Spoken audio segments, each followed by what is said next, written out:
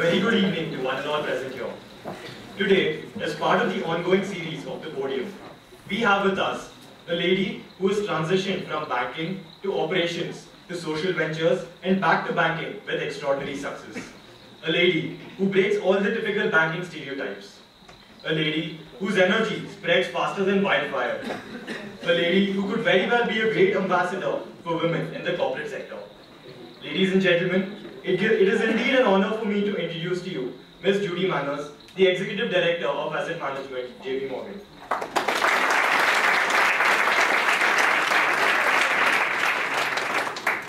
Ms. Manners has over 23 years of work experience in the banking and financial services industry, with key contributions in the operations and technology space by way of transformation projects encompassing front to back-end processing.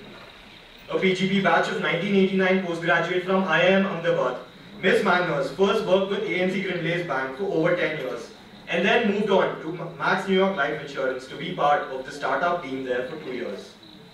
Ms. Manners then moved to ING Vaishya Bank in 2003 and remained with the ING Group till 2009, working in Bangalore as their Chief Operating Officer before moving to Amsterdam and Sydney with them.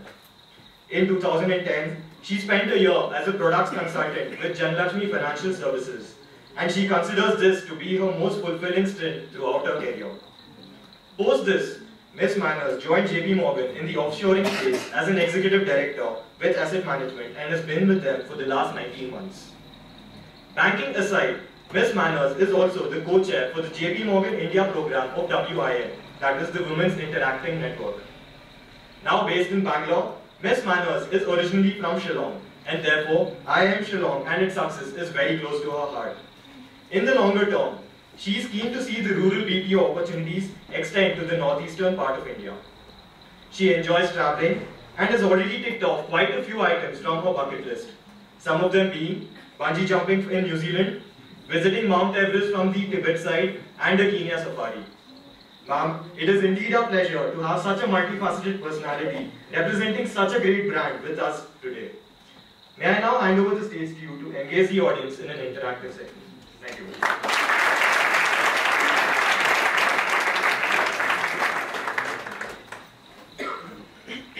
Okay, good evening everyone, and Kailash, thank you again for those very, very kind words.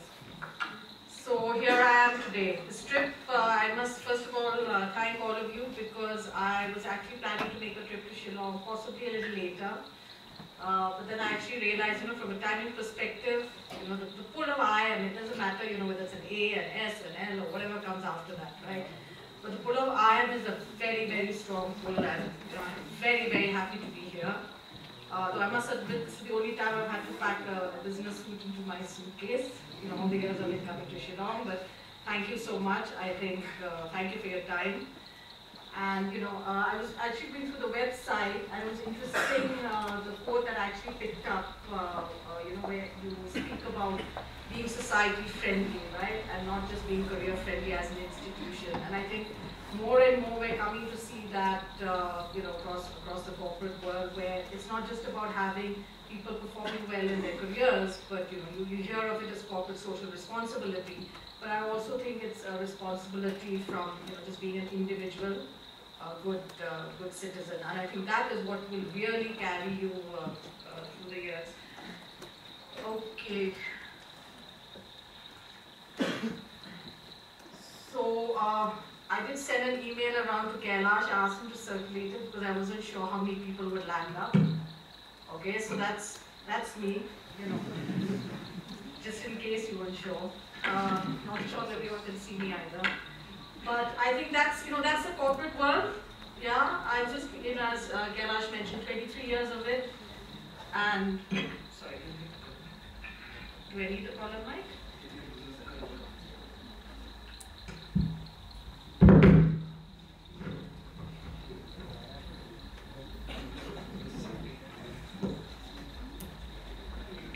Is that better? So, 23 years in the corporate world, as you had done a range of functions.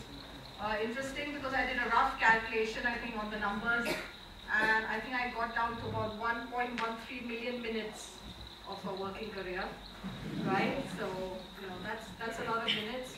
And then I actually thought back about, what's been supposed to be the significant part of my career. You stop a little here, you stop a little there.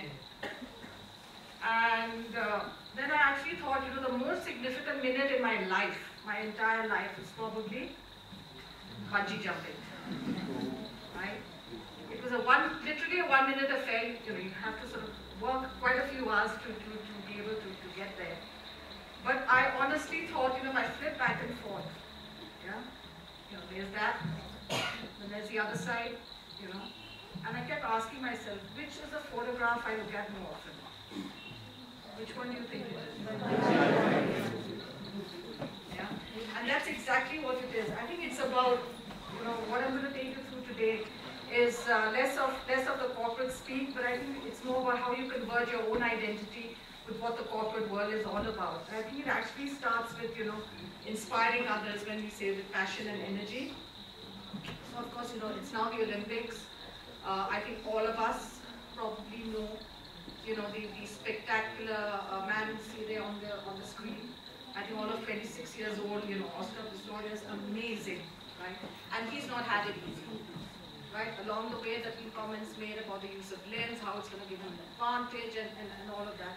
But he has kept going no matter what, And I think at the end of the day, his whole motto has been, it's not about the disabilities I have, but about the abilities I have that actually enable me to do things. I think that's an extremely, extremely strong message to carry. You'll realize this as you go through your career. There will be people better than you, right? You will be better than others. It's not about who's better off or worse. It's about what you actually bring on the table. Yeah.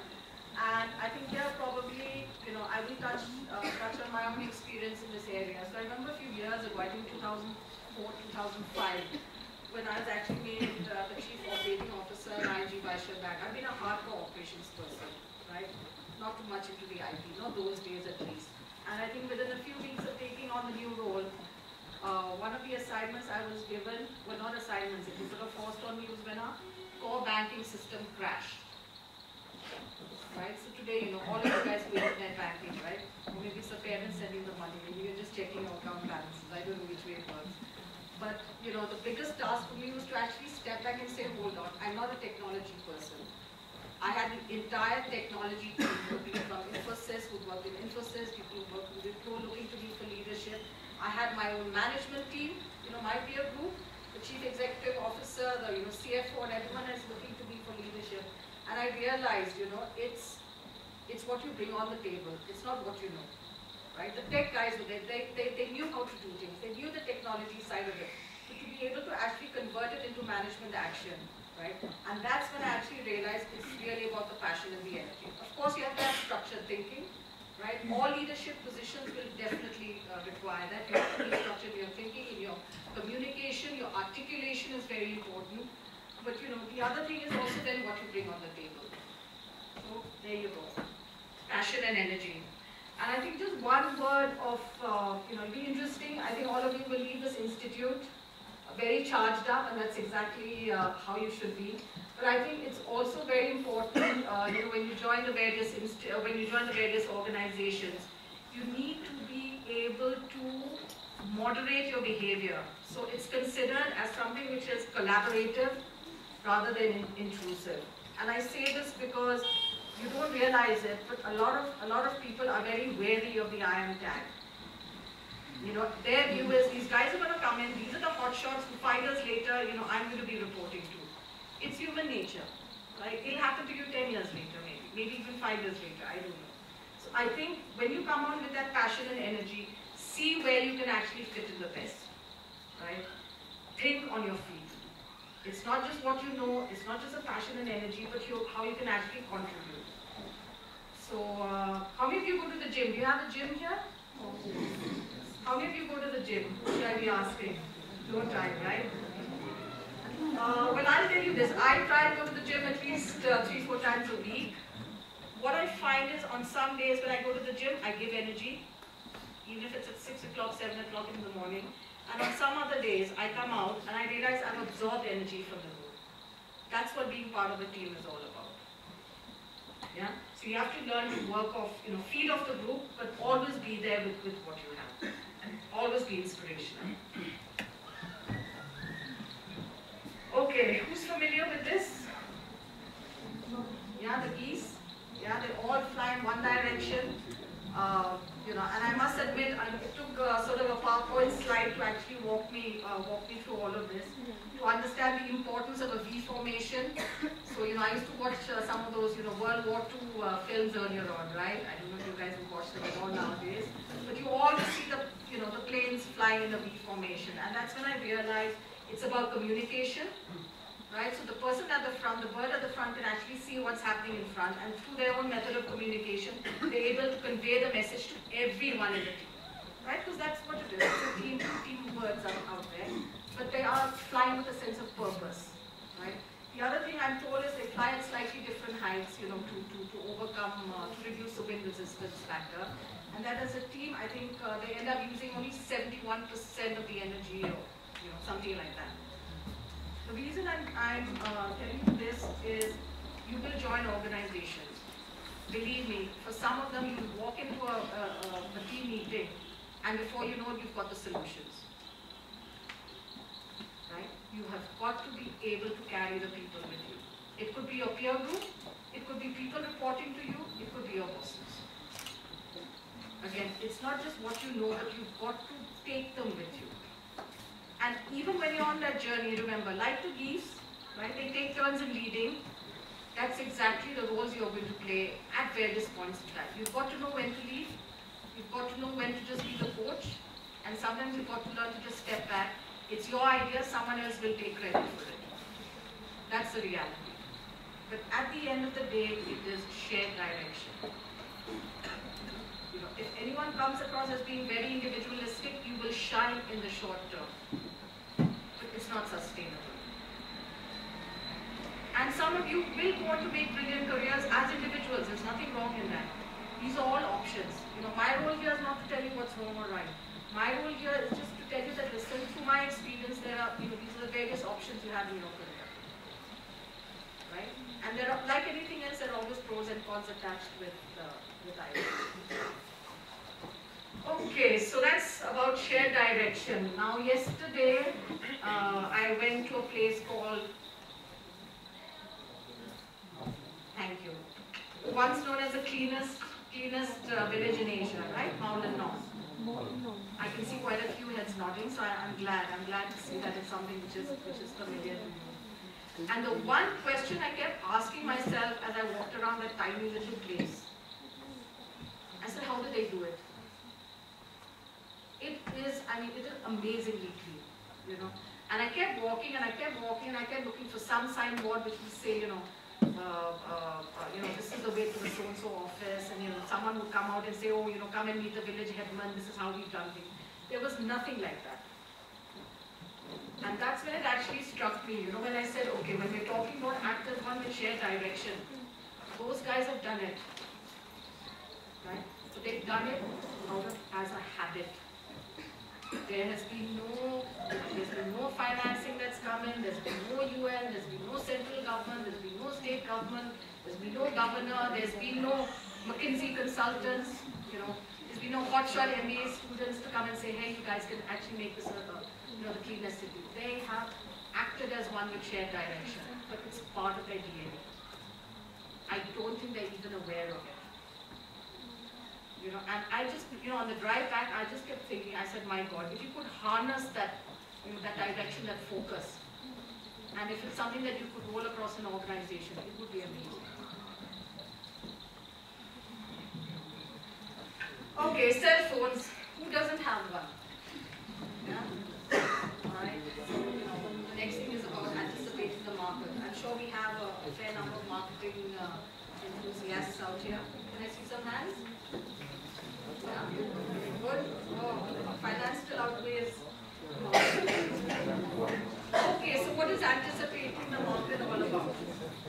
It's about organizations anticipating us. We are the consumers. And I think nowhere can you see it as dynamic, as sort of accelerated as in the mobile world. Mobile stroke tablets, stroke, whatever comes next, I don't know. But it's also interesting, you see a lot of the advertising that goes on today, a lot of it is also even targeted at children. They say, children decide whether it's going to be, Maggi noodles or it's going to be some other brand. They decide on which ice cream. They decide on, various things in the house. But that's exactly what's happening in the whole space. It is about anticipating the market. Again, for those of you who are looking to join consumer brand names, you'll go in there with the right tactics. You have all the numbers at your fingertips, and you're ready to sort of, maybe whip out Procter and Gamble and get your company to be #1. But again, it's not just what you know; it's what you know about the people at the other side, right? Dettol and Savlon, everyone's heard of, I'm sure. Does anyone know the classic history to the two brands? All right, I'm not a marketing student myself, but this is something I picked up and I found it extremely interesting. Many, many years ago, I think about 10, maybe even 20 years ago, Savlon decided they were going to race Dettol. They spent, I think, close to 2-3 years actually conducting a market survey. Right? And I'm sure, market surveys will always tell you, right? Exactly what to do, what's the ideal product to bring out and all of that. A lot of time, a lot of money, a lot of energy went, right? And in those days, of course, there was no internet, so it must have been about 20 years ago, right? Everything was pen and paper, People like me from college used to take part-time jobs as surveys, on behalf of the marketing research companies just to get the corporate money. The survey found out, amongst various things, that people found the smell of Dettol overpowering. Right? Strong antiseptic, very overpowering. And then, of course, 5, 10, 15 other things. So Savlon decided, okay, we will make a similar product, but we will reduce that smell. Right? So for those of you who've used Dettol, you know.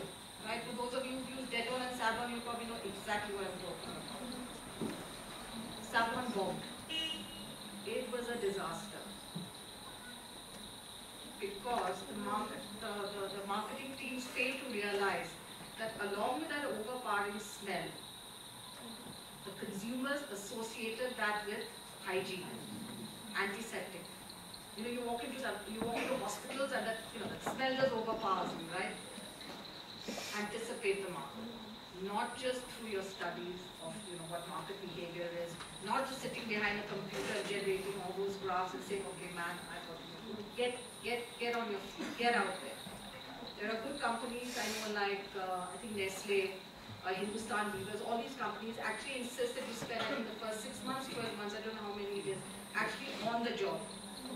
So you'll be transferred to a place called Moga. I know someone from my batch got transferred there, and within 6 months he came running that.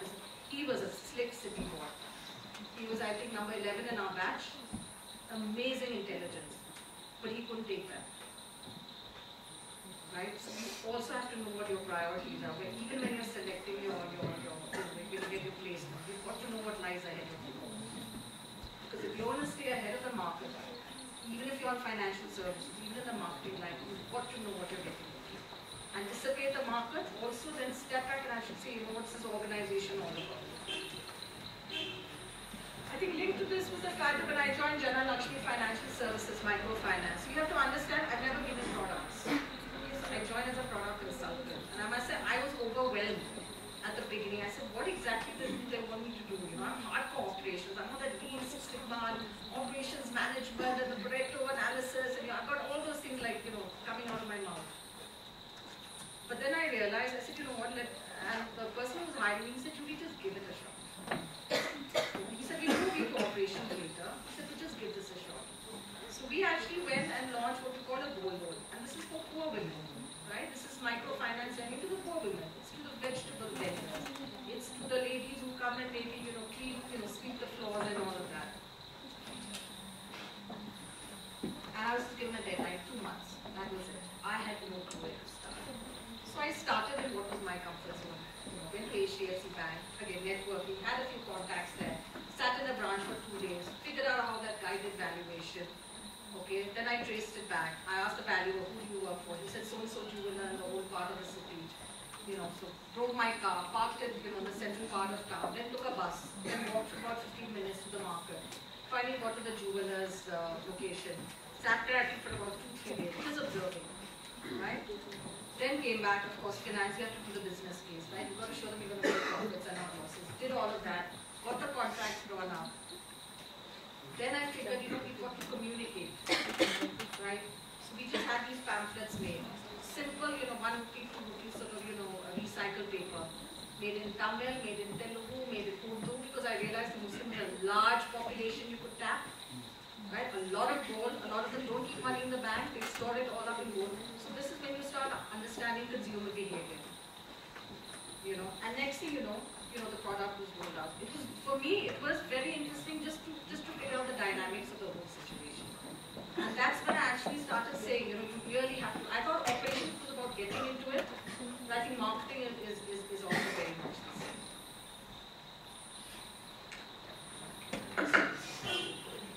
How are we doing for time? Okay, I don't know, do we have a KFC or McDonald's in Shillong as yet? No? You guys miss it?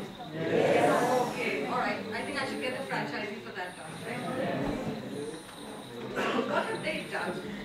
They have taken a time-tested formula across the world. Across the world. Came to India, right? Tried it successively. They had no choice. If they wanted to be here for the money, they had to customize their menu. Right? Because you can't be selling these burgers in India. You can't even be cooking your French fries in beef tallow. None of that. Right? They had to be more innovative even on the vegetarian side. Right? And they're most happy to be the space now. So if you look at it, what did they do? They sat, waited, when things didn't happen. They said, you know what, we've got to transform ourselves. That's exactly what they did.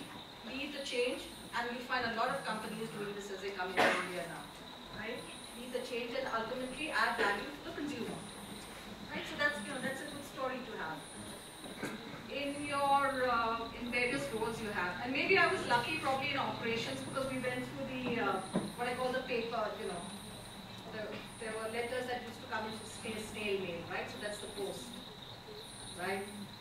There were letters that used to come by fax.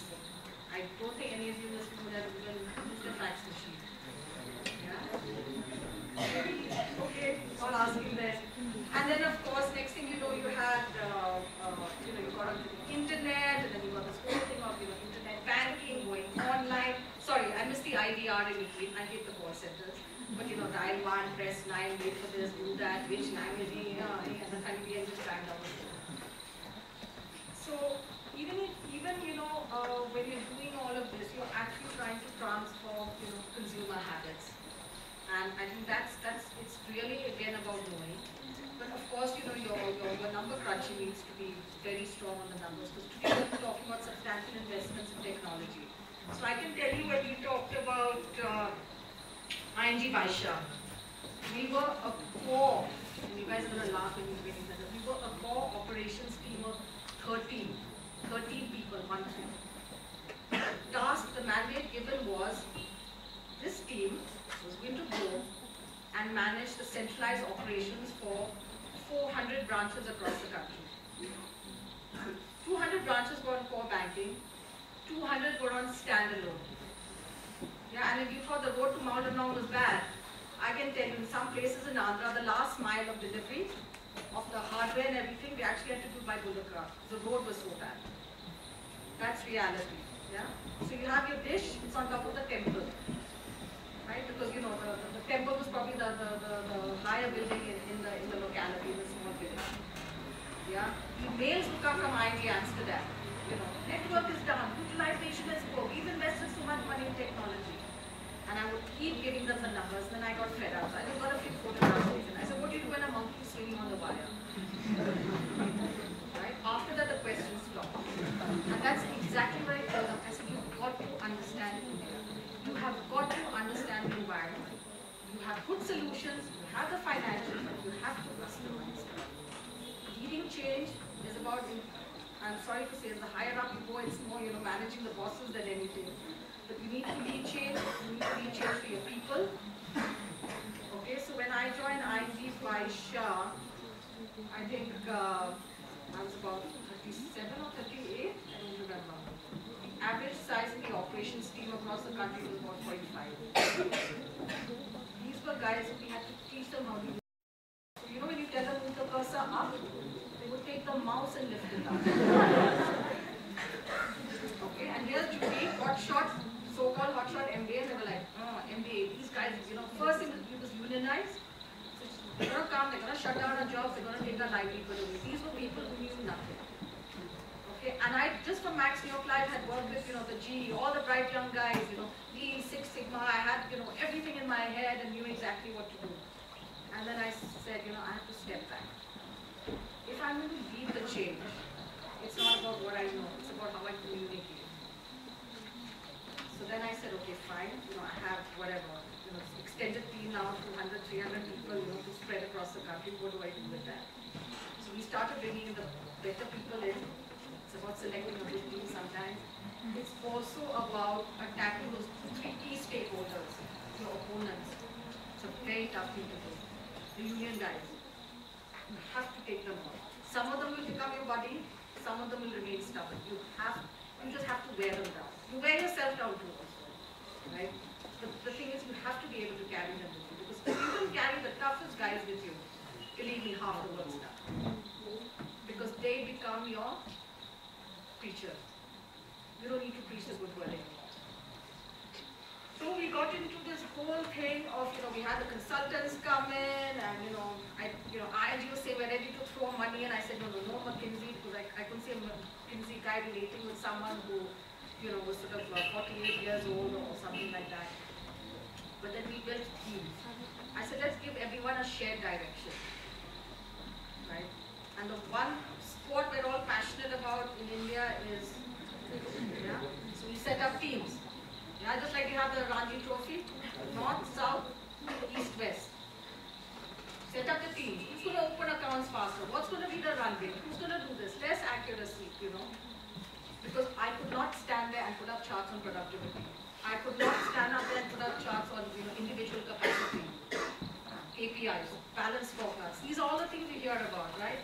HR is always saying, you got to do this, you got to, it's got to be transparent and all that.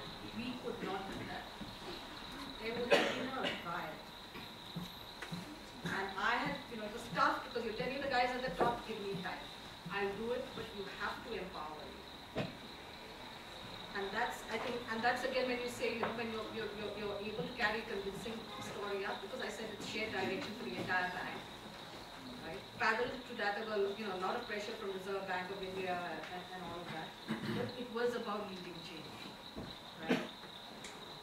And we kept, for instance, even when I explained to them about root cause analysis, right? When something is going wrong, log it in, find out where the numbers are happening, So the Pareto principle, 80% of your mistakes will probably account for, will come from maybe 20% of the people or something like that, right? 20% of the error types. Even then I was very careful, I kept calling it the 80-20. Not once did I use the word Pareto. So a couple of years later when the ING folks came into an independent review, so I still remember there was this chap in my team who was very enthusiastic about all of this, So 2 years later he comes running.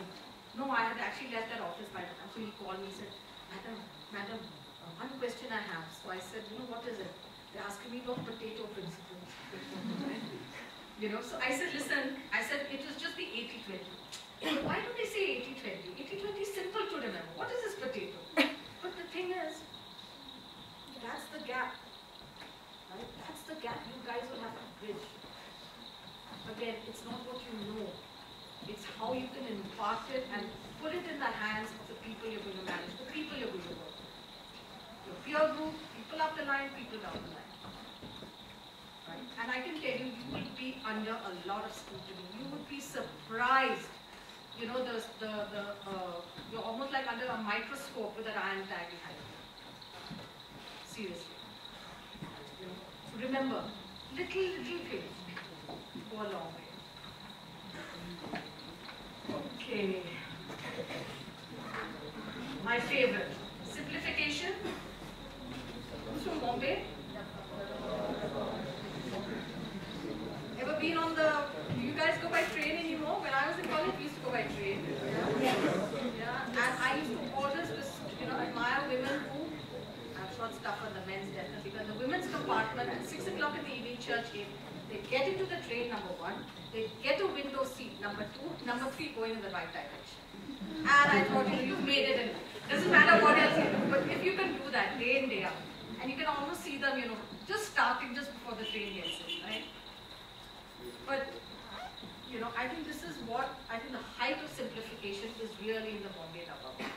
There can be no other example, right? Six Sigma and all of that and everything else, and everyone has, great stories about them. And what I love about this picture is, the smile, right? Very carefree, happy about his day's work. How many of you will carry a smile like that when you start work? Maybe in the beginning, and then it's, Monday morning, can I call in sick? Did I call in sick last Monday or 3 Mondays ago, or whatever.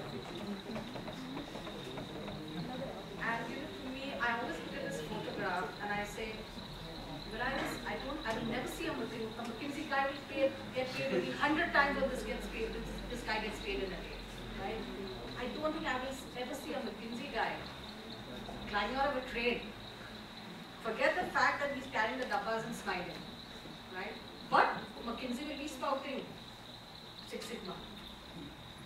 Simplification. And I think, for me, again, I think my experience with ING Vaishnav was a huge eye-opener. And if I owe a lot to the ING group, because I think they empowered me. I think they had no choice, very few people actually joined them, right? It was the in thing to join Citibank and Stan Chart and all the big brand names.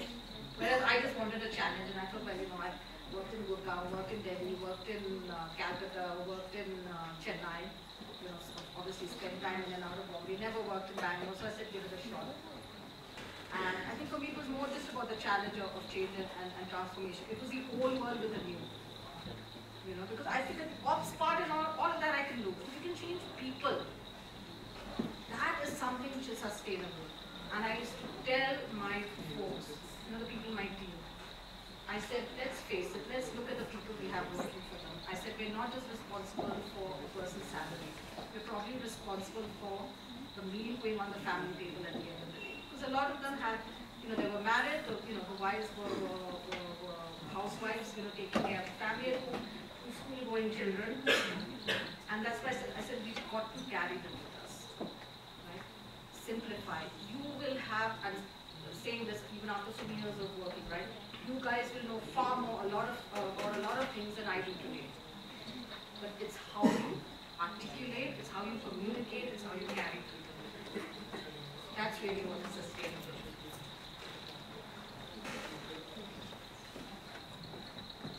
All right. Who watches Indian Idol?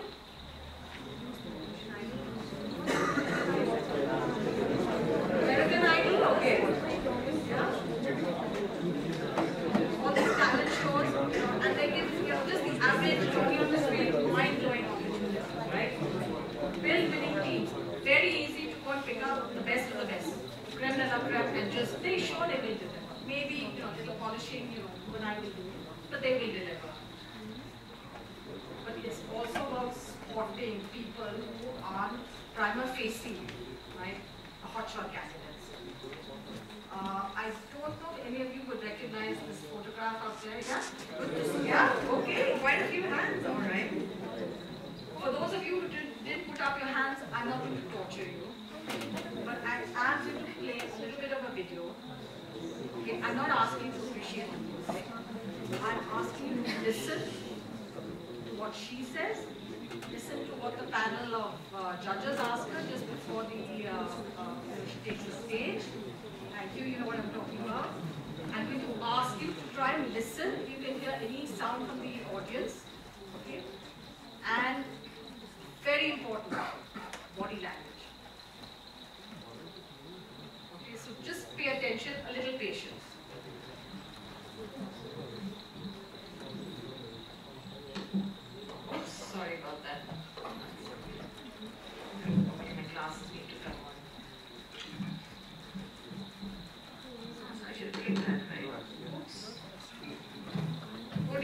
all my secrets away now.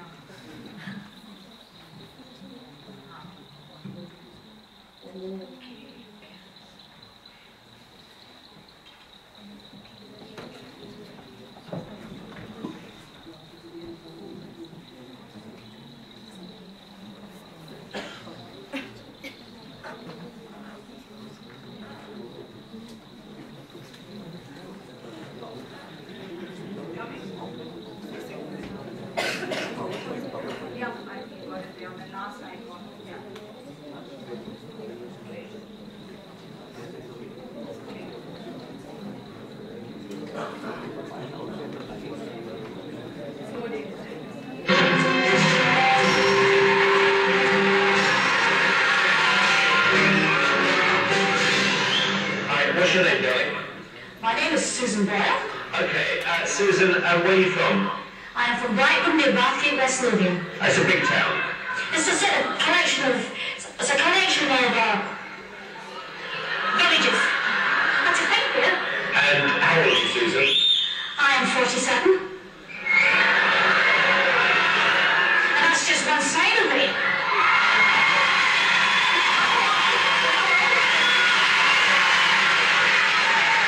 Okay, what's the dream?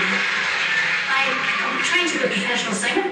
And why hasn't it worked out so far, Susan? I've not been given the chance before, but here's hoping it'll change. Okay, and who would you like to be as successful as? Elaine Page. Elaine Page. What are you going to sing tonight? I'm going to sing I Dreamed a Dream from the Miserables.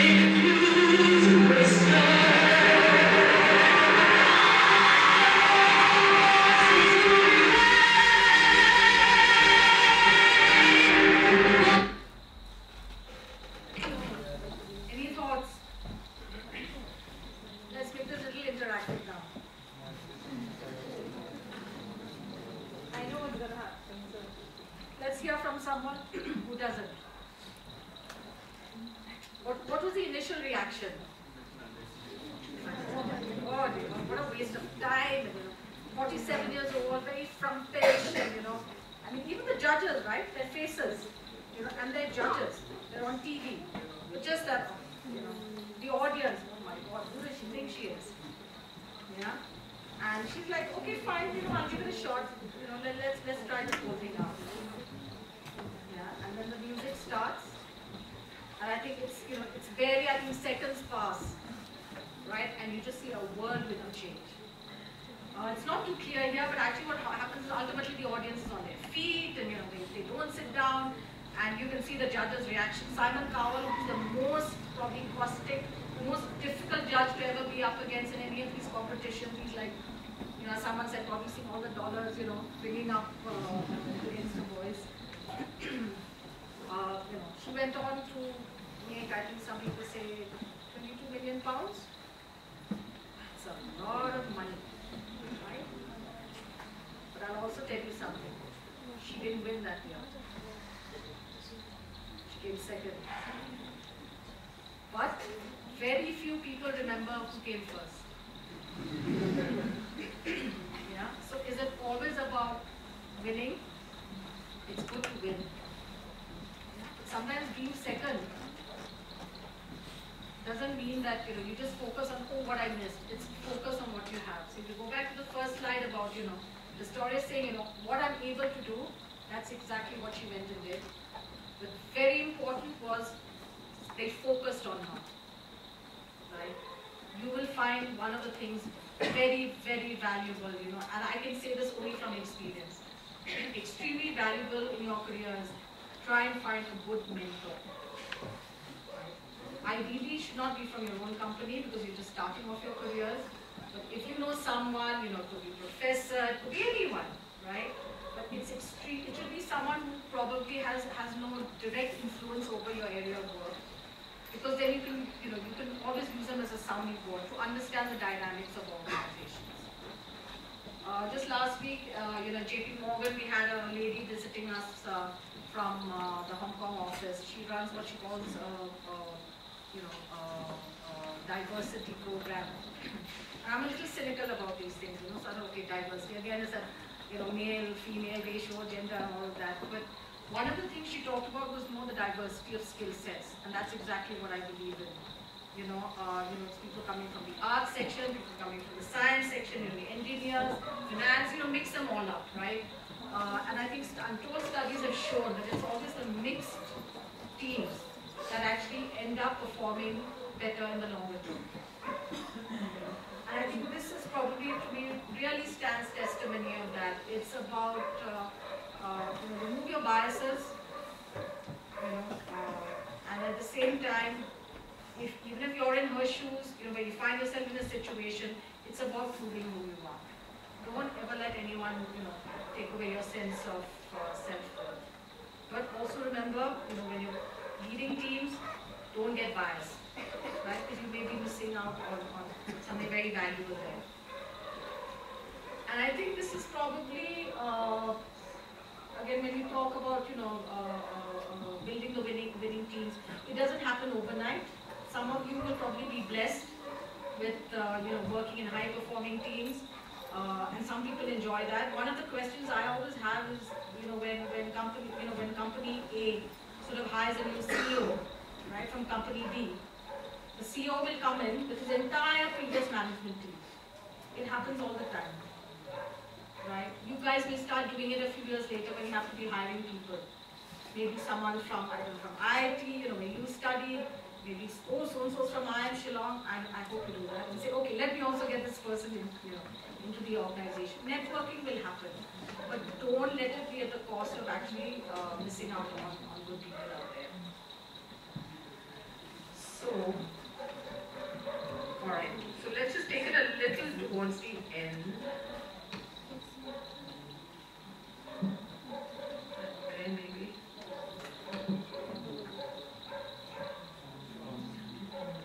It's on mute, sorry, yeah.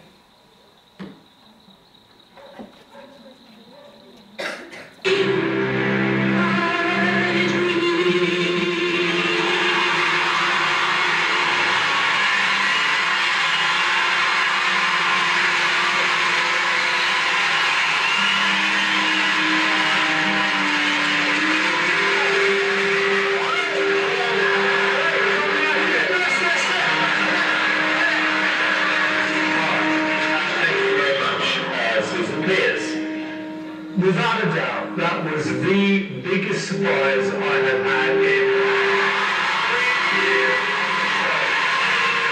When you stood there with that cheeky grin and said, I want to be like the main page, everyone was laughing at it. No one is laughing now.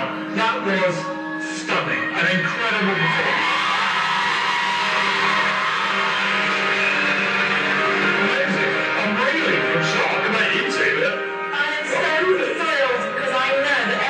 Was against you. I honestly think that we were all being very cynical, and I think that's the biggest wake-up call ever. And I just want to say that it was a complete privilege listening to that. It was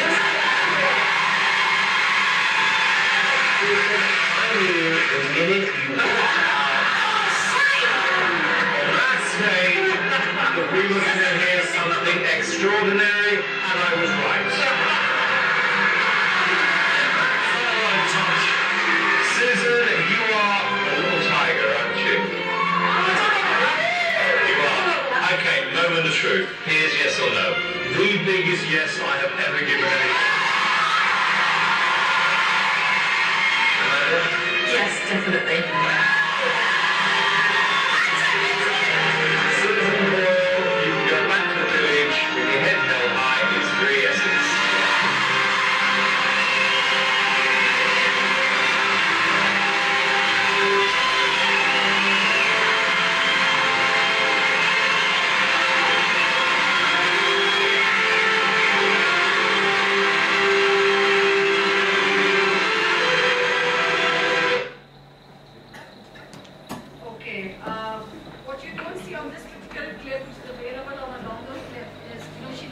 the auditorium, the stage, and the judges are still looking at each other and saying, you know, overwhelming, and I can't believe it, and you saw, right, the very same judges at the beginning of the show.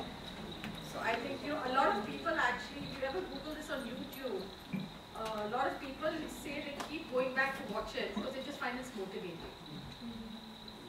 You know, I think that's, it's a good thing to do.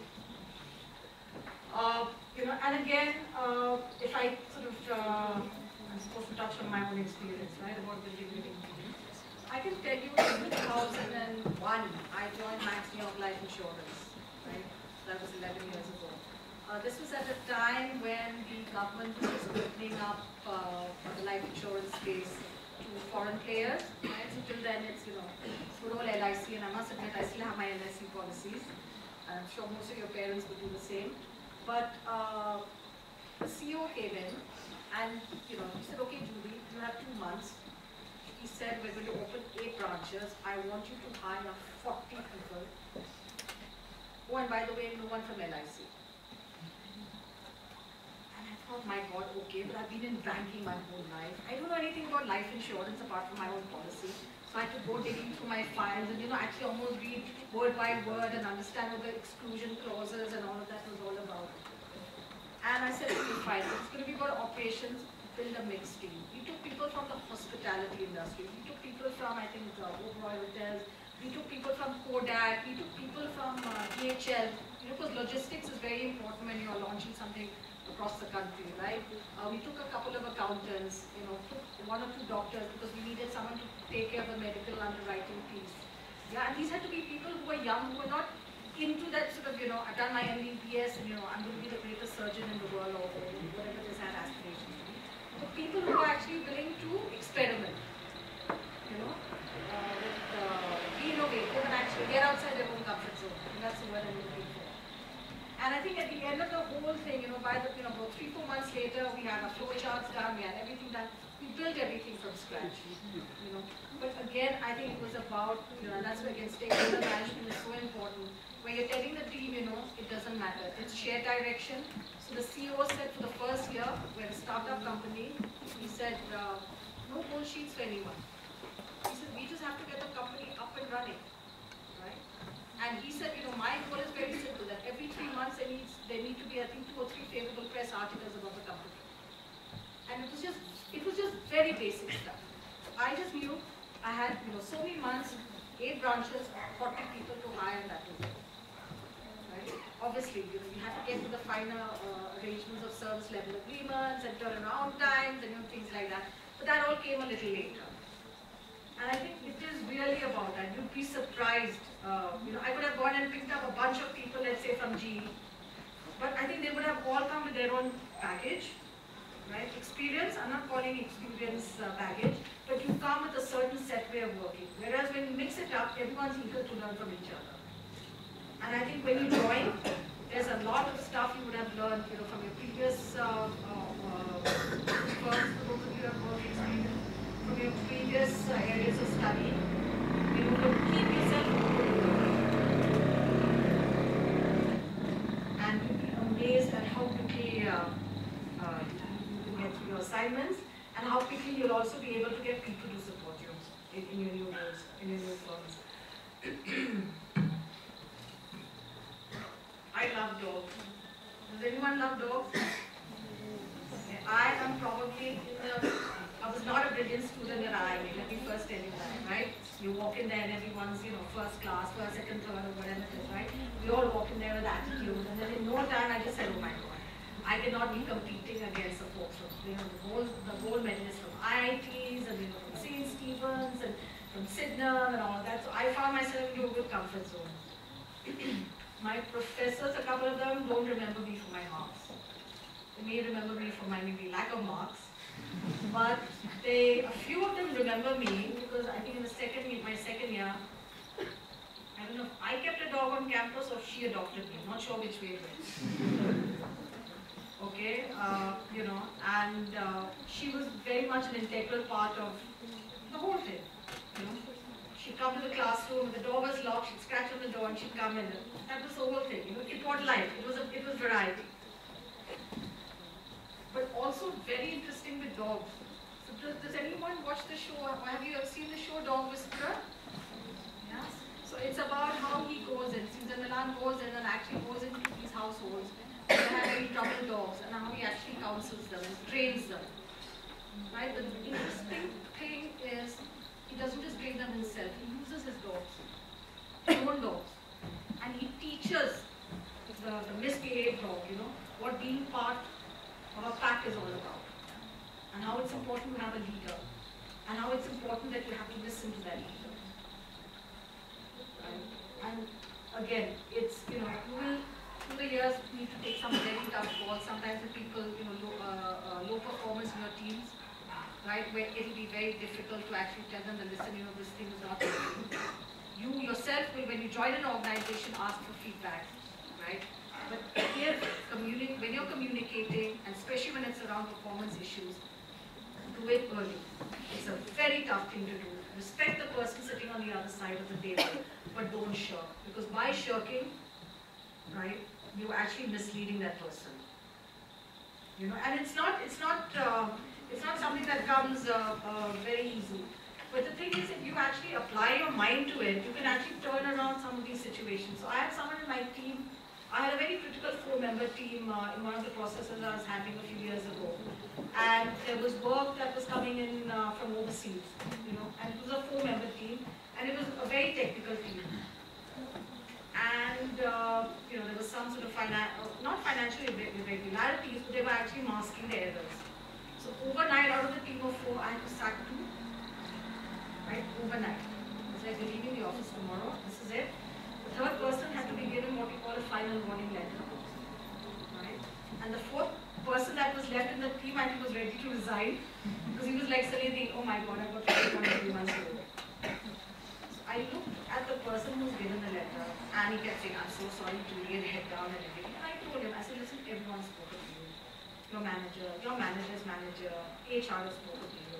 I said, fine. I said, I hear what you're saying. Right? And I was very tough with him. I said, but look at this as an opportunity. I said, you are the only person left out of the bigger team of 100 that actually knows this process in and out. Right? I said, I'm going to give you 3, 4 good people who've never been part of this team, train them up. And that fellow did exactly that. And from being the lower ends, we have a 5-point scale for performance, right? 4 and 5 being towards the lower end. From being a 4 borderline 5, he now stands at a 2 borderline 1. Right? One of the best performers we have. But if we hadn't done that, right, we could have just said, you've been given a final warning letter, chill out, chill out, chill out. Young fellow, right? His career could have gone off the rails. You don't know. Very tough things to do. But own each person in your team the way you would want to be owned. And do realize that when things go wrong, step back and just say, hold on, if I had committed this error, what is the advice I would want first? Yeah? You have to give the tough messages, but you also need to show them a way out. That's when they really look to you. When the times are good, it's very easy to be without a leader. Right? When the times are tough, that's when you really need to step up. Okay, we saw that. I think I was looking at this slide and I was saying, there's really nothing left to say about this. I think walk the talk is exactly what Mother Teresa always stood for. So, I'll take you back to my Calcutta days. So that was, oh my God, 92, it's like going back into the archive. 92 to 97, I think, yeah? So we took some overseas visitors to visit Mother Teresa at the missionaries of charity. All 5. Went here, went there, looked at everything. And then Mother Teresa had walked ahead. She's a little shorter than me, right? So she walked a little ahead. And we said our buys to her and everything. So one of the visitors asked me in a slightly loud voice that, will they encash traveler's checks? Those are the days of traveler's checks, right? I want to donate traveler's checks. Mother Teresa turned around in a jiffy, very nimble on her feet. Oh yes, Sister so-and-so, why don't you take her to, so-and-so office in the corner? I hope you got your passport along because we need that, blah, blah, blah, blah, blah.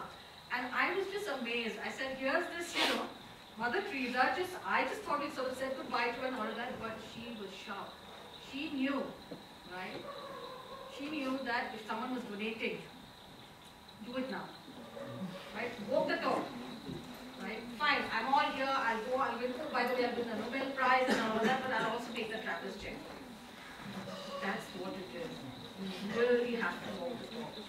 when you're starting off from your careers, and I will say this I think for the third or fourth time, with an I am tag, people will watch you.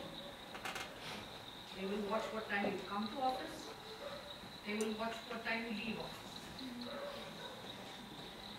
And that's just the beginning. And they will watch you throughout the day. It happens. There's a sense of responsibility, and I'm not saying this to scare you. I want to just make you aware. Don't, by virtue of coming out of this institute, right, there is a tremendous sense of responsibility that you carry. So always remember, it's definitely about walking the talk. Okay, something a little lighter. Walt Disney, Mickey Mouse, Tom and Jerry, all those characters, right? The best way, personally, I find sometimes to unwind it by watching a cartoon. And I think the next one is Michael Jordan. Basketball court. Yeah, I don't know if we have any Jordan aspirants here, but there he goes. Walt Disney turned down 302 times before he could get started. 302 times. I think Michael Jordan, they say he says he missed 300 games, missed about 9,000 goals, basketball shots. Right? I put these slides up because we start very optimistically with a lot of enthusiasm.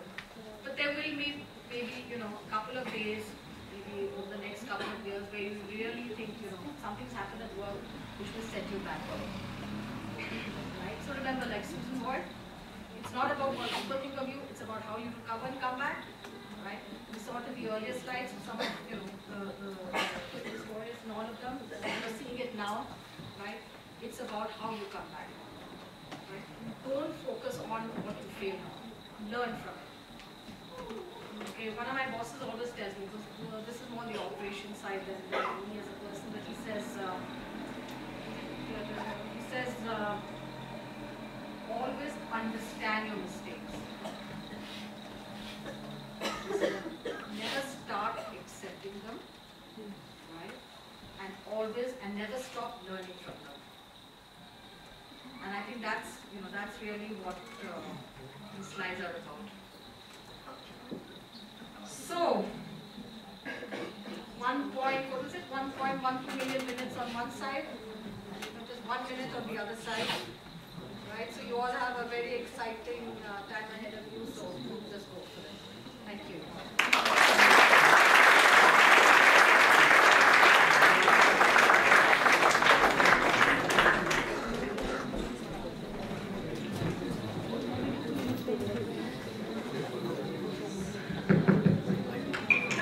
Now open the floor for questions. Any questions? Alright, so there's a section of the audience. Okay, so there's a section of the audience I haven't addressed, rather two sections of the audience, and I'll tell you why. So when I heard about this, my first thought was, oh nice. Okay, I am great. When I thought again, I said, oh Shillong, even better, right? You want to do something. And then I got confused. Someone said, talk to them about women.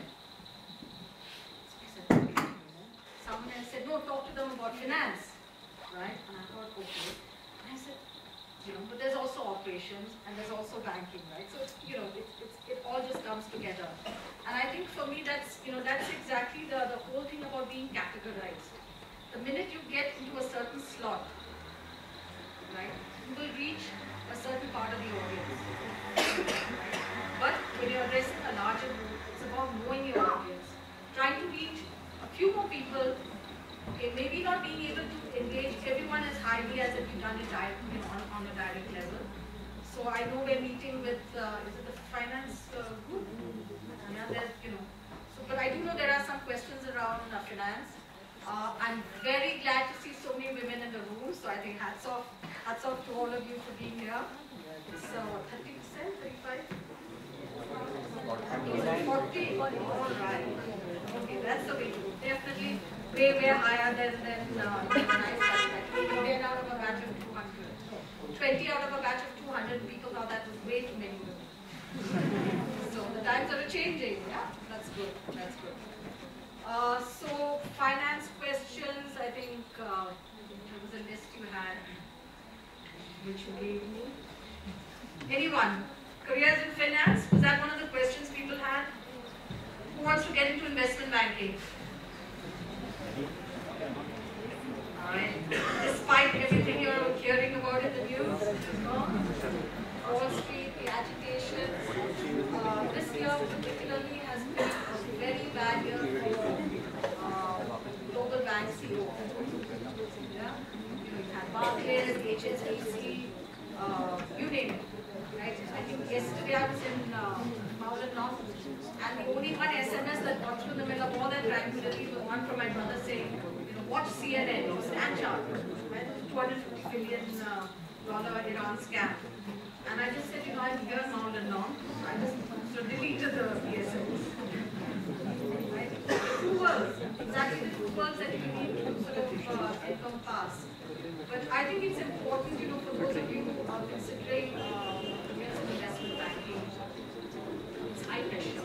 High pressure is good. People will talk to you about burnout. Right? Burnout is what you make. If you're enjoying what you do, that's what counts. Yeah? High risk, high returns. Yeah? So let's say a job in Goldman Sachs, a job in Mura, a job in JP Morgan, right, being a hotshot trader, versus being maybe a front office manager in, let's say, State Bank of India. There are options. Just be aware of what you get. Any job is what you get. Right. These are definitely good careers. There are always questions asked about corporate governance, risk management systems. I mean, risk all the way. And to me, I think when I look at risk, I was asked people one thing. I'm sure a lot of you would have traveled here maybe by plane. As in, got off the plane at Guwahati and then come up on GS Road. So when you look at traveling by plane today, what is the one thing you dislike?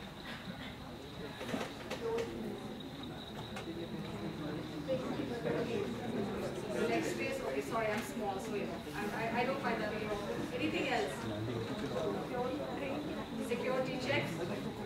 Yeah, and you have to take out your keys, and sometimes your leather belt, and sometimes your watch, depending on which part of the country you're flying to and from, right?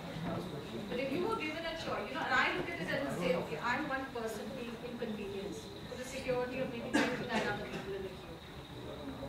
Because they're going to be checked also. And there are 99 people who are going to undergo that check for my security. That's managing risk. That is part about being part of a larger community. You have to put the individual's wishes aside, right, for the sake of a larger community. And to me, the best example is, risk and control. The regulator, the RBI, the auditors, Frank Dodd coming now, Volcker rule, all these things, very, very intrusive. They're like traffic lights on the road. You hate them. They're there and you hate them. If you remove them, there would be utter chaos. So, it's good to have the checks and balances. And I think, this year, as I said, we've seen our fair share of the scams, we've seen our fair share of, just about anything and everything. I mean, you look at the last 3-4 years, every name has been up there. Every single name. And then you look at India, you look at, our reputed Indian private sector banks, right? ICICI Bank, HDFC Bank, they have very strong brand names internationally. Not because of, they're not there present as a global bank, but because of what they call sound banking principles. Even for those of you looking at careers in finance, remember, and I'm saying this, I have friends whose careers got blown up with the Harshad Mehta scam way back in 92. Right? So be careful. Be careful. Right? Don't ever sacrifice your personal integrity for the sake of a large corporate labor. It's not worth it. No corporate should ever take that away from you. Good evening, I'm Chandan Gupta, PGP second year student. Ma'am, my question is, for India at present, leadership crisis or economic crisis, which one is most real? Leadership crisis or economic crisis? Global economic crisis. Alright, I think it's a bit of, it's maybe a bit like the chicken and egg, right? Or, dog wagging the tail, dog chasing his own tail and trying to figure out, where to start and where to stop. But I think if you go back to, there was a slide on shared direction. This has to be there globally also. And sometimes it's not always for the right causes. So you may find sometimes global alignment. If you talk about the US and the UK, and then they go to certain countries and decide they're going to look for weapons of mass destruction, or they're going to look for terrorists or something, right? But along with that comes a huge economic reason. I personally believe in one thing. It's always the economy that leads the way. And it's always the economic opportunities. Right? That's my personal thought. But I think you also then need great leaders, even in a country that's economically stable, to actually carry that through. It's more important today, as Thomas Friedman says, right? World is flat and blah, blah, blah, and all of that. Everything is global now. There has to be a line. So between the two, I would actually say it's the economy leads the way, but it's the leaders then who shape how you go on that journey.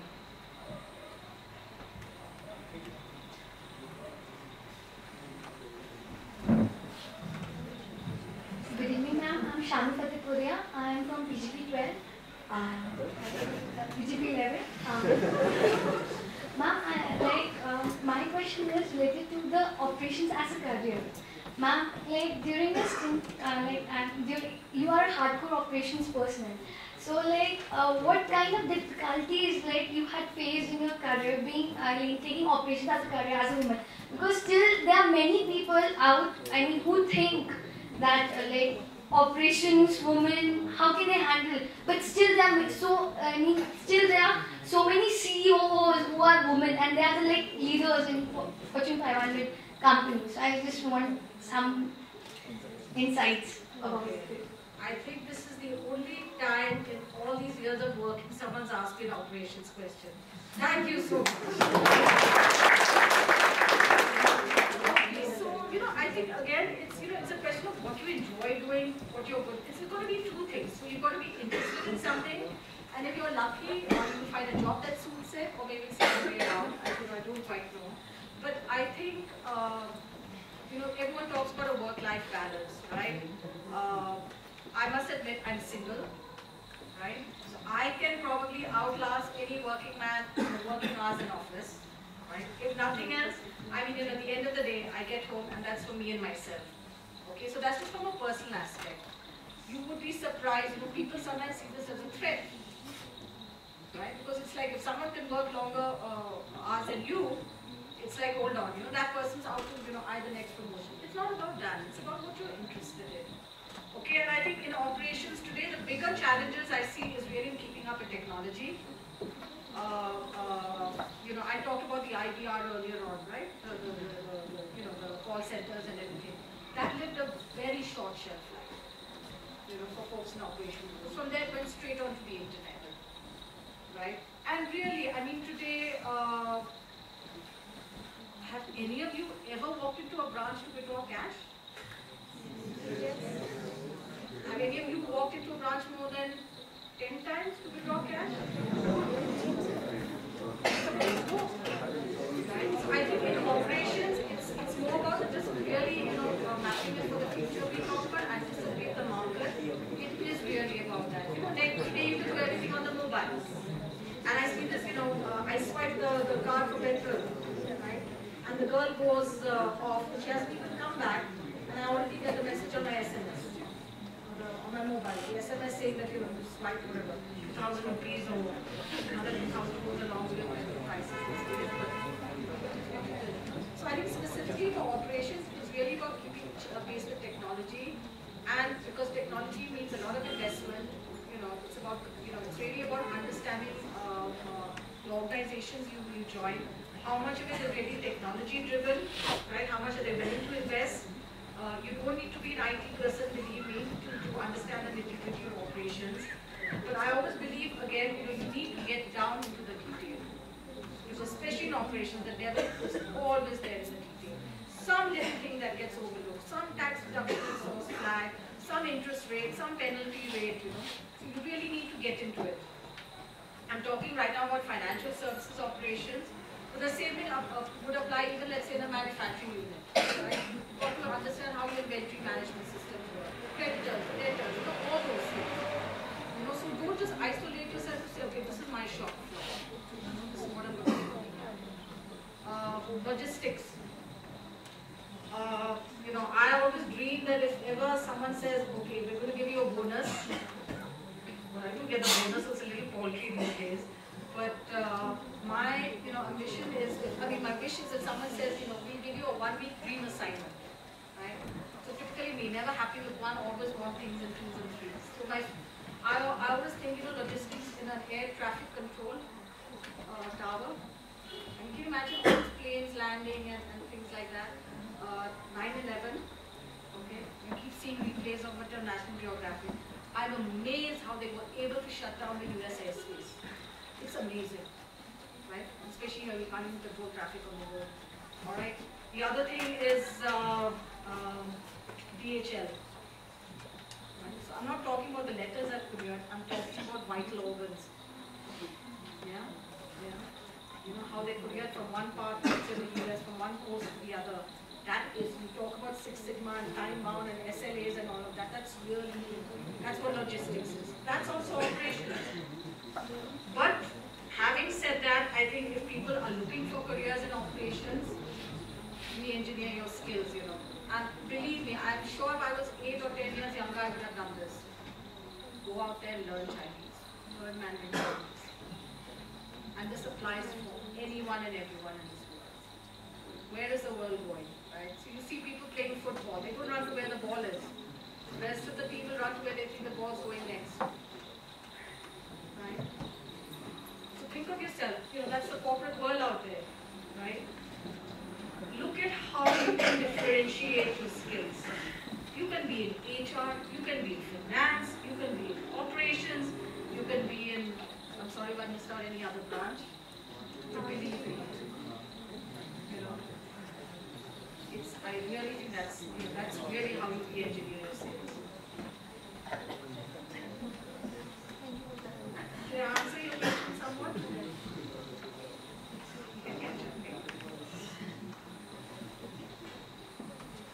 Hello, ma'am.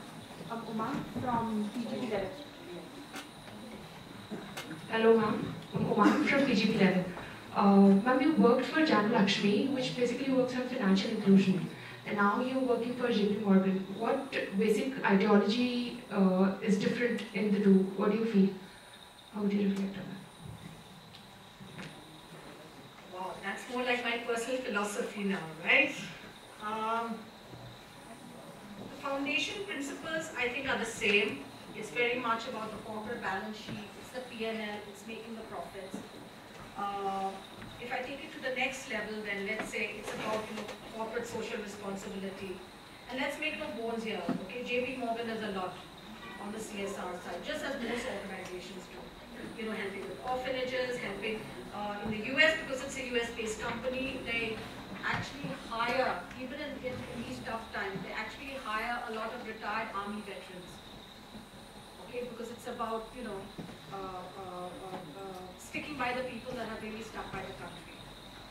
Okay, so I think even at a social level, there are goals, but I think where it actually then diverges is, the financial inclusion model, and especially in India or any of the, let's say, the third world countries or the less developed countries, so even in Africa and all, it's all about enabling, right?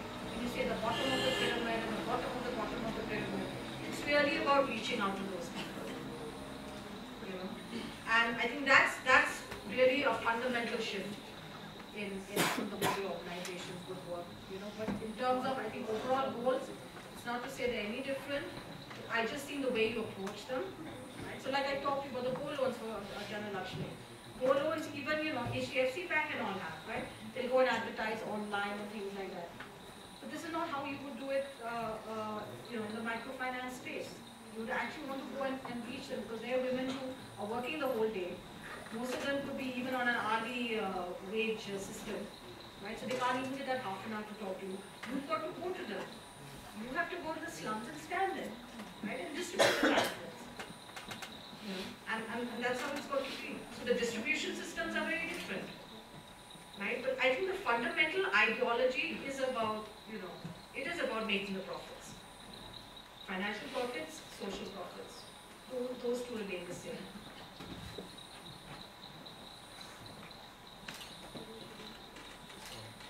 Ma'am, I'm Ashok.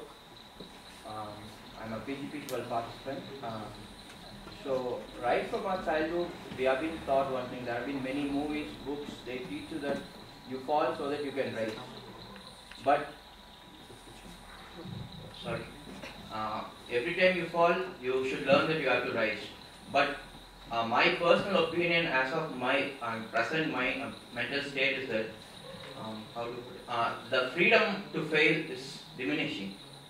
So I want you to relate, since you are in investment banking field, so there will be many aspiring people like us coming and pitching with you, I want to start a business. Once if they fail, do they have the freedom to fail? Will they rise again? Do you give the opportunity for them to rise again? I would say sort of take it back to basics, right? So, sometimes when you're let's say learning how to ride a cycle, right? You fall a couple of times, you pick yourself up, right? Because you know how much you want to be able to, get on that cycle and keep cycling again. So I think that's one aspect of it, right? Just in terms of how badly you want something. And I can tell you in an organization, right, if people see that there's someone really who's got the right intent, maybe the output is not the desirable one at that point in time. But if they see you have the right intent, and you have to be open and say, I could do a little more training here. There's no harm done in saying, this is stuff I don't know, but this is stuff I want to learn. Right? So you meet each other halfway. But having said that, right, at the same time, and I tell my team, make 10 mistakes a day. I will stick by you, provided they're different mistakes. Make the same mistake 3 times. After all the learning, after all the coaching, after all the training, that to me is not fair. Because that means then, you haven't internalized. So maybe you're on the you're in the wrong road. Right? From financial services and like anything else, you do have checks and balances systems. So you would probably say, hey, any transaction, if someone's just joined the organization, right, or someone's just joined a new team. So you can have 20 years of experience and move into a new role, and they may still not give you unlimited financial authority. That's not to take away from your abilities. That's just to say, hold on. Let this person come up the learning curve. I've just taken over a new team, and I can't even electronically sign a voucher. Right? It's the organization, right, that will carry you through. It's unfortunate in today's world, and you see it, as I said, all the time in the news. The best of technology, the anti-money laundering systems, and know your customer, you have to keep running with your electricity bill and your driver's license or your PAN card or whatever it is, right? These are all part of a bigger system, which is trying to make it for some poor processor sitting in, I don't know, Chennai or Bangalore or somewhere, doing some data entry function. But failure, you're right, it is becoming a lot more difficult. But don't let it hold you back, and be measured. You need to know that if I fail, what are the implications?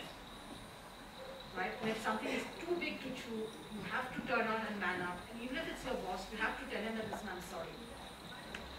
I need someone to help me with this for me to be able to get through this, because the risk of failing is way too high. A lot of times, things have gone drastically wrong. I'm talking about history, not just in financial services, because people didn't want to admit. They didn't know how. But don't let a sense of failure hold you back. And I tell my boss, all my bosses, I've told them this. I said there are 10 decisions to take, 7 were bang on. 8 was a little fence sitting. 9th and 10th maybe a little dicey. Maybe we should have hired that person, but I did go ahead and hire that person. But I will never take a significant financial, let's say, decision, right? A financial value decision, just based on that, maybe it will, maybe it won't.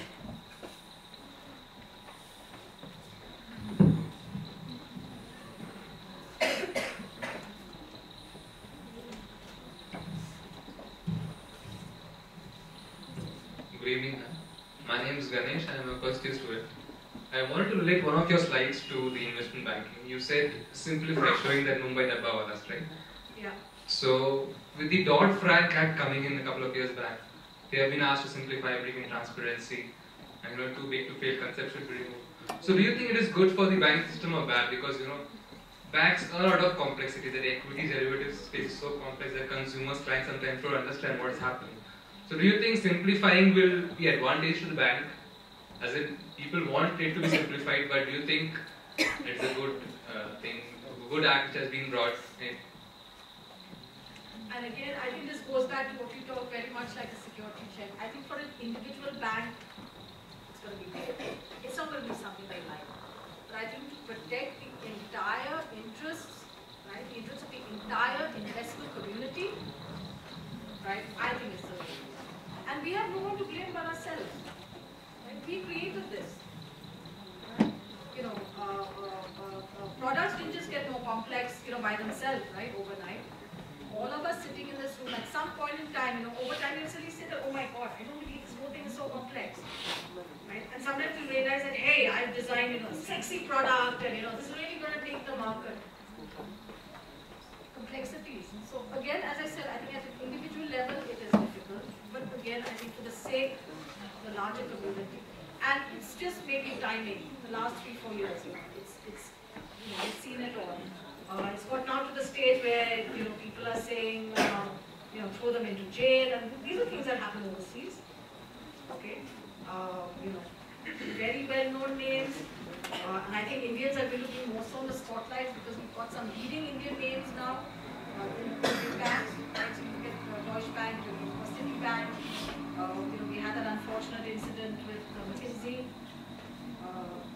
People of Indian origin, as they say, but it is what it is. Thank you. I think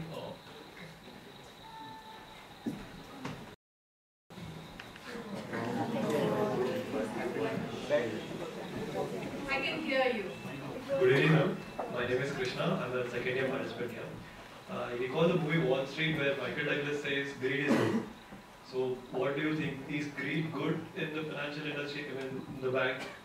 Because in the light of the recent events, recent scandals on the LIBOR scam and others, it seems that everyone in the investment banking is really greedy. Or unless you're greedy, you don't make money in that investment banking. Is it a prerequisite for success? I think different professions have what I call, different rushes of adrenaline. Right? So it's like, sports, bungee jumping, investment banking, think fast, move. Right? Some people are made for it. Some people aren't. And I think the people who get into certain lines just because of greed, maybe not even greed, maybe it's just recognition. Right? Sometimes it's important to be seen with the right people, doing the right things, talking to the right boss. It will happen, and greed for itself, I don't think is the right thing. If you have hunger that belly to grow, right? That is important because that is how you keep raising the bar for yourself. So again, if you look at sports, I'm saying same goal. How many more gold medals is he greedy for? Phelps, right? Whatever. What's 17 or 18? I mean, I lost count. Okay, so I'm already behind the times. See? How many? Is that greed? No. That is that hunger to say I want to keep improving.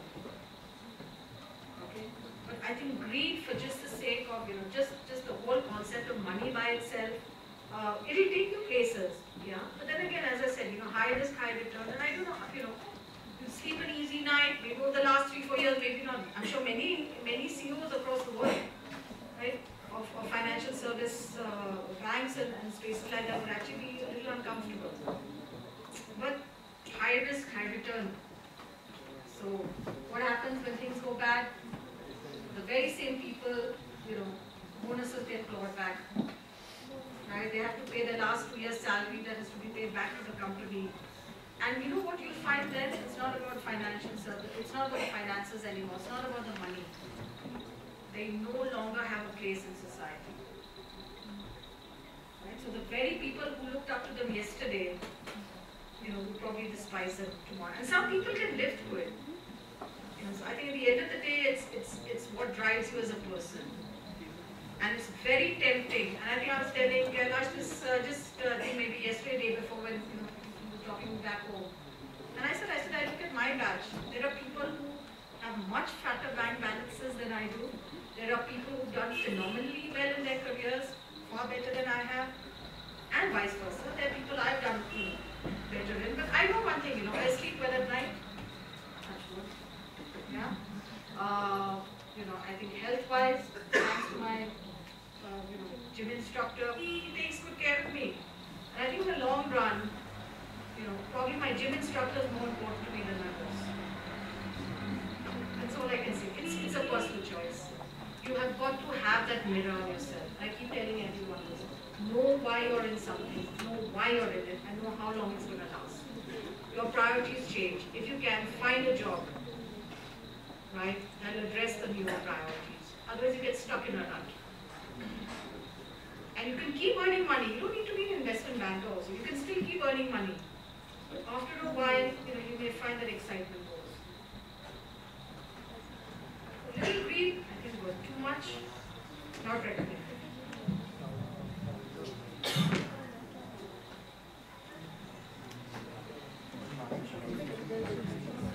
Hello ma'am, I'm Rahul, second year student. I'm seeing that what happened in 2008, we had lots of learning and we told greed is bad and all. But still we see 4 years down the line, sparks of things which are not right. And there's something wrong in the system, financial system or whatever, like was what Casey was talking. So ma'am, do you think going into investment banking, finance, will have to give the integrity and ethical test? Is that the need? If as an IIM grad, begin this job, we'll have to give the test of integrity, or can we be IIM grad with confidence, with honesty, and do our job and be successful? It's not just financial services, it's the governments, right? Governments are the same. And unfortunately, maybe more so in India, right? Very interesting, you know, I had one of the slides that I put up was have integrity, be candid.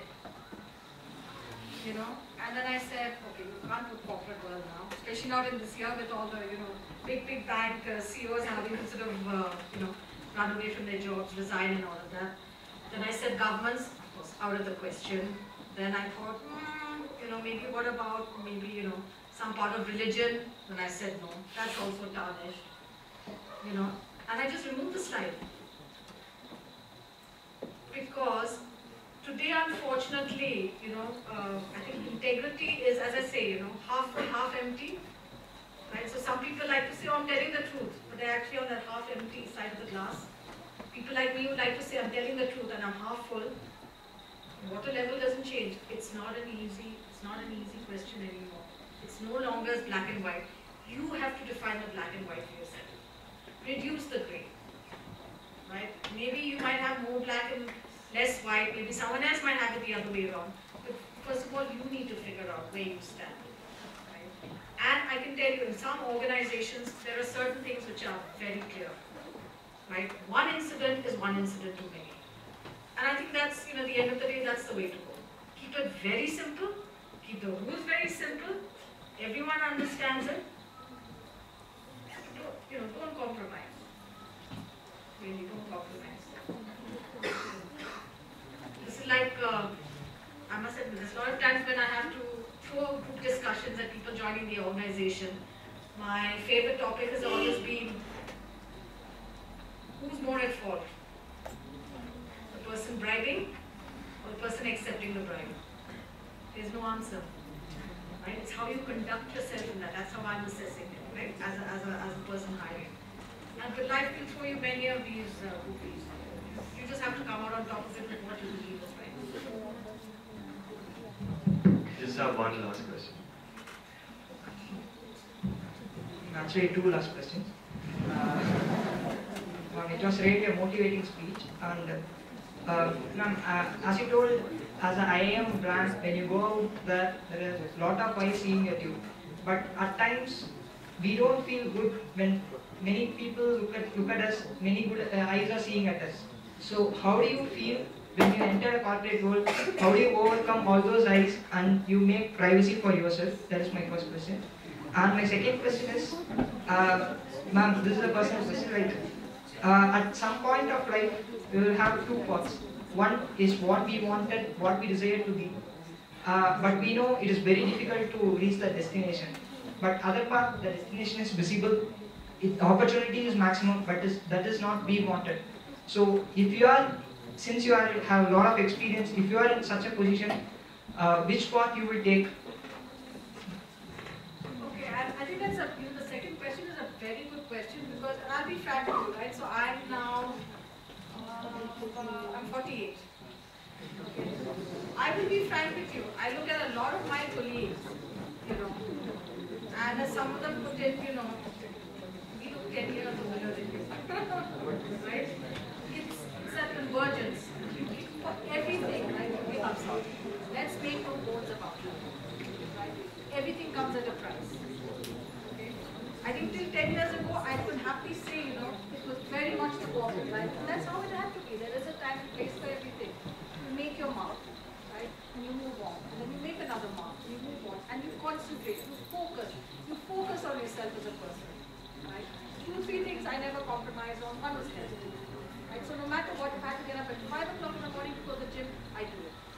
Because for me, mental health came out of the physical part came out of the right? But I think it's about knowing yourself. But then through the years, as your priorities change, it's where you can then both converge. Right? Be true to yourself. It's not easy. And my advice is, when you're starting, take the more difficult path. Because once you're on the easy path, it's very difficult to condition your mind to switch on to something. If you take the difficult path first, right, maybe you'll enjoy it. And then you'll enjoy it beyond the easy path even. Right, so that is the second. Sorry, the first question again is about. I just confused it as well as myself. When you go... Many eyes looking at me, yeah. I would just say keep yourself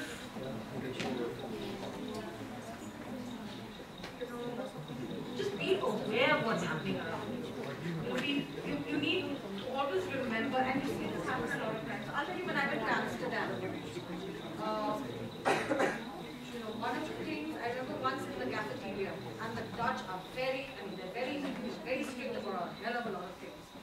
So there were 5, 6 of us standing in the queue, right, for lunch, and the guys started talking in front of me, and one of them said quietly, "Please go ahead." Right? They didn't get out of the queue, sort of full. It was sort of moved out. I went ahead. I saw the reaction of the person behind the cafeteria counter. His face immediately changed. And I could almost read what he was saying. Oh, these Indians, all these waiting queues. Right? We are known for it. We're known for, we're not known for the most disciplined people. I have to establish my space also, right? I wasn't going to just bow down to it. So I turned around in a very loud voice, slightly louder than everyone else. I just turned around and said, "Greg, are you sure it's okay for me to take your place in the queue?" He's like, "Yeah, go ahead." The guy behind the counter heard. Right? So I was giving him a message. I have to be aware. Right? So even after 20 years of working, I was still being watched. You have to be aware. Right? A lot of times I come into office, if I don't smile at someone, and maybe it's 3 days in a row, maybe it's because as you know, bad traffic on the road, the maid didn't come, or I got up a little late to eat proper, whatever, lunch, breakfast, whatever I'm supposed to do. But if I don't smile at that person, she thinks, "Oh my God, third day, you didn't smile at me, something is wrong." So I have to realize a smile in my books may mean nothing, but it may mean a lot more for her. There is a sense of responsibility. I have to put my individual game aside when I walk on the floor. Right? At the same time, I tell them, talk about privacy. I'm like, "Guys, I'm at my desk in the afternoons and early evening." I said, anything after 9:50, 10, my mind is shut down. I tell my bosses of that also. Be human, right? But at the same time, don't be aware.